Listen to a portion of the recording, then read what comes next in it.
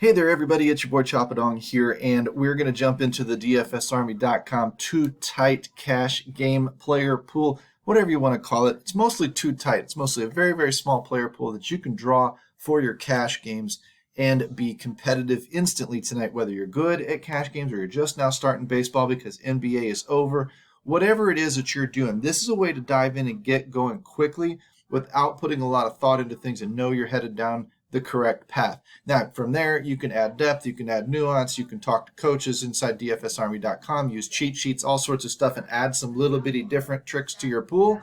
But this is a generally good place to start. It is, I believe, 26 and 14 or something, whatever it is. We're a good 10 to 12 games above 500. We've got about a 65% to 70% win rate in cash games with this system alone. So it's really all you need, unless you want to branch out and do something different yourself. But now, here's how you get this bad boy going, because we're going to dive in. We'll talk a little bit of stacks, talk a little bit of tourney stuff too.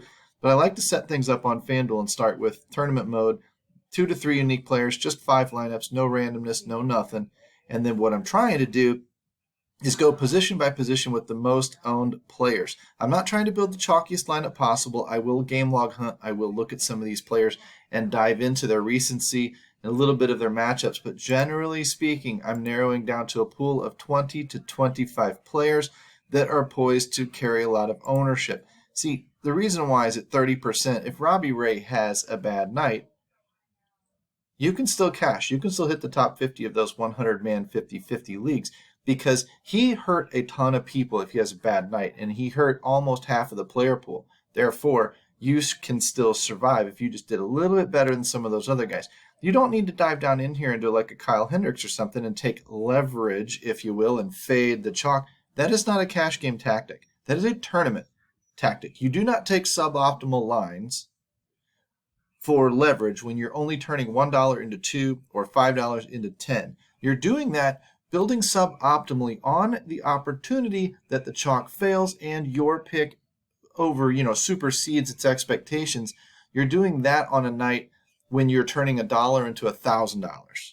Okay, playing tournaments 500 and 1,000 people and above. And tournaments also depend on the pay structure, in case you don't know that answer.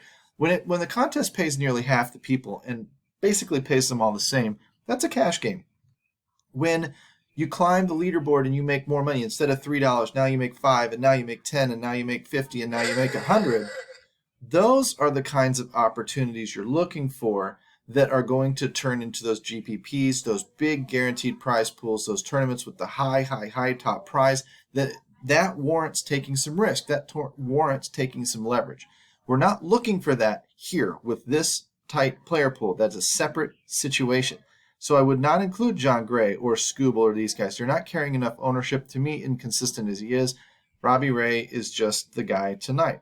I come into the catchers. I don't typically need some, but at a 22 projected ownership, I will include Will Smith every day and twice on Sunday. That's just too high. Again, ownership is, I don't need the 3% guys, but a 22% guy, yes, I'm going to make him eligible in the combined position between catcher and first base over on FanDuel. Freddie Freeman carries a lot of ownership. Frankie Cordero, a lot of ownership. Ty France, maybe.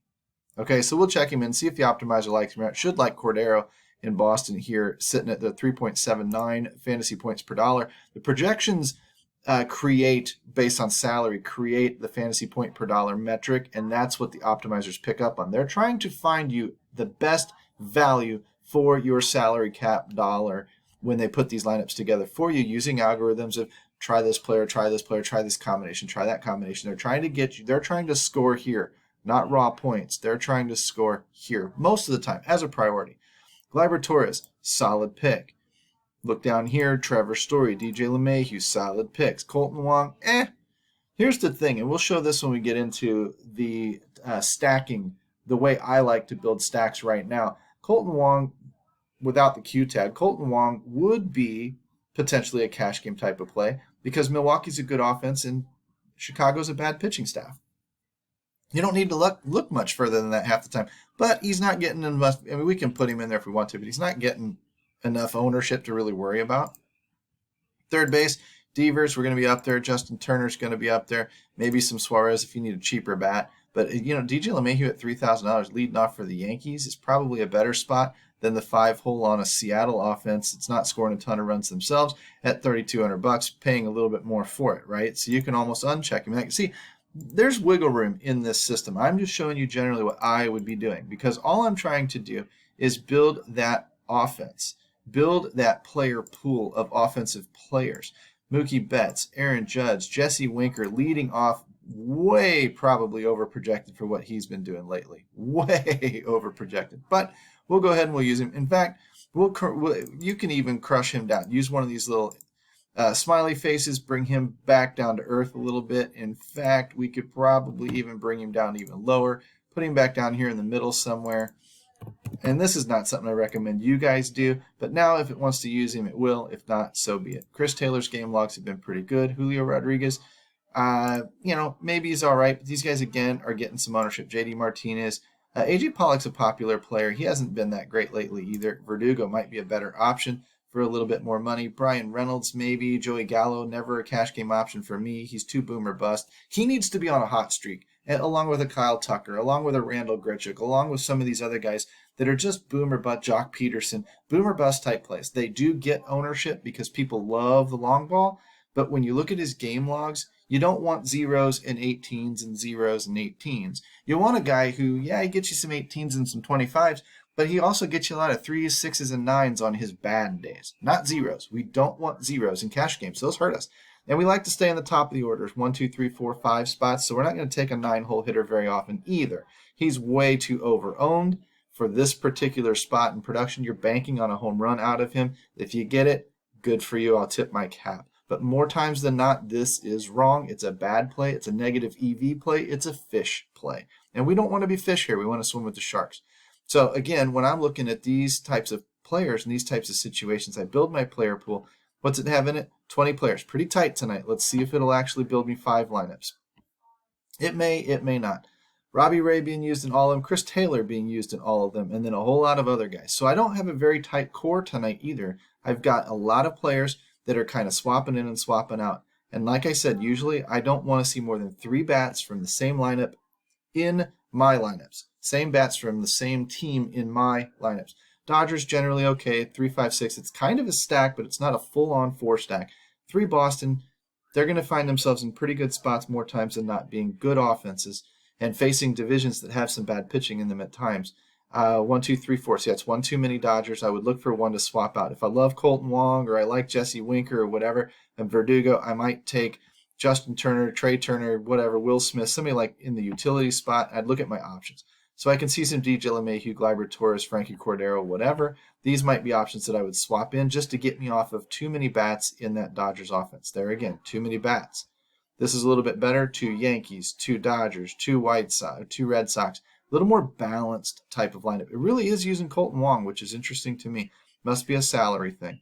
But now there's 3 Sox and 3 Dodgers again. So any of these lineups that are being produced are probably pretty good. They're using a very, very tight player pool that doesn't have a lot of options within it at 20 players. Okay?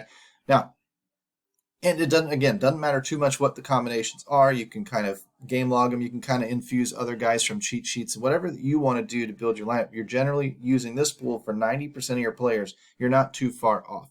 So I dive in next and I start looking at these team rankings type numbers. I'm looking for earned runs against. What pitching staffs are terrible?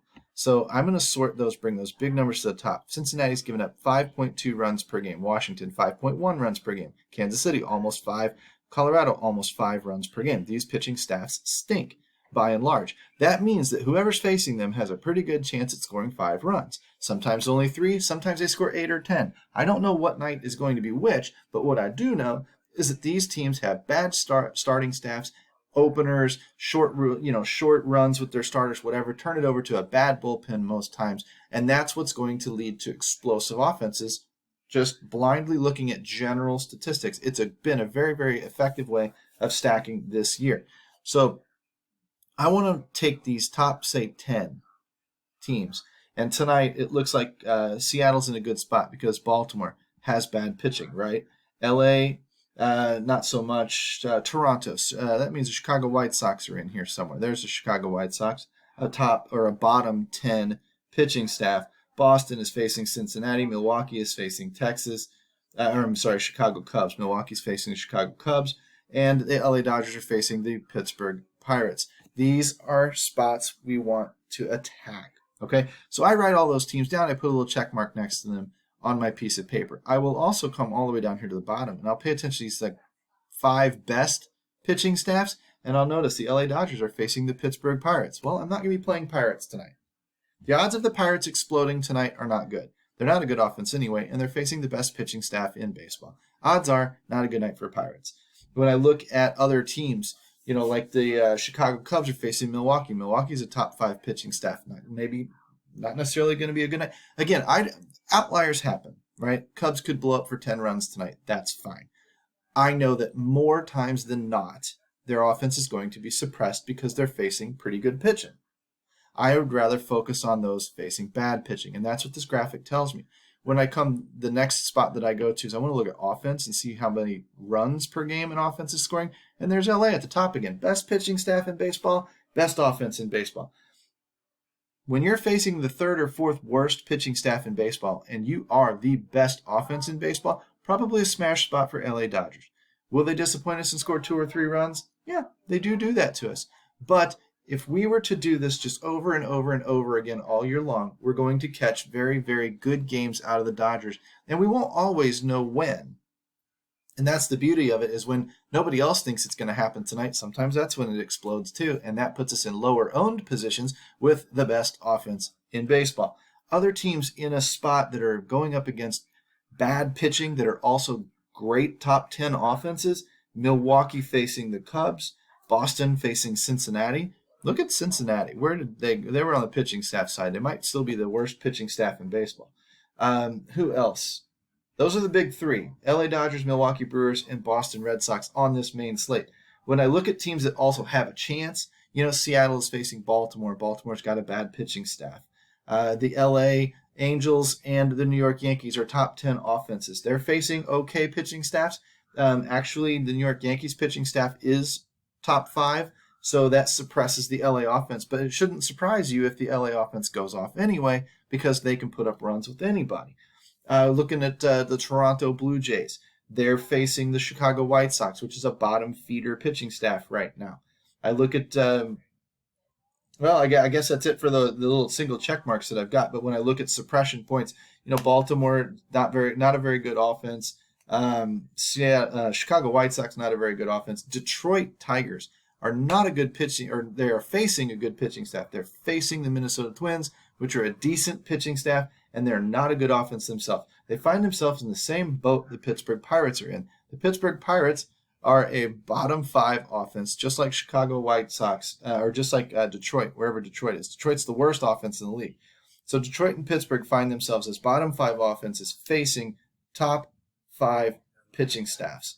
Man, when that happens, it ain't going right for you tonight. Now, again, if either team popped off for 12 runs, it wouldn't surprise me. I'd shrug my shoulders and I'd move on to tomorrow. This isn't the most predictable way of going about things, but through the course of the year, it's going to point you in the right direction, which is why we then set our stacks up accordingly inside the domination station, and we let our lineups go. We want to see combinations tonight of the LA Dodgers and maybe the New York Yankees, or the Boston Red Sox and maybe the Milwaukee Brewers, or maybe the Milwaukee Brewers and the Toronto Blue Jays.